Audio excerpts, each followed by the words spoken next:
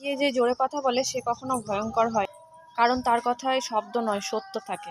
হ্যাঁ, কথাগুলো শুনতে খুব তেতো হলেও মনের মধ্যে কিন্তু কোনো বিষ থাকে না। আসলে ভয়ঙ্কর তারা হয় যারা কখনো জোরে কথা বলে না, যারা সবসময় আস্তে আস্তে কথা বলে, কারোর সাথে ঝামেলা করে না, শুধু হেসে চলে যায়, কারণ তাদের কথায় সত্যি কম, চালাকি বেশি থাকে।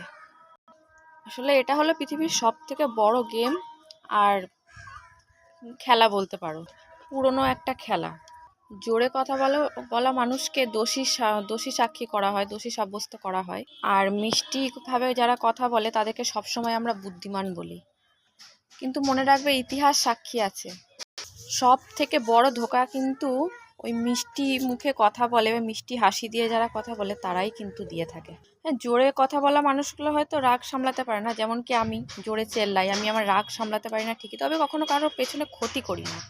যা থাকে মনের মধ্যে সেটা আমি মুখে জোরেই চেল্লাই, জোরেই বলে ফেলি, এটাই আমার দোষ।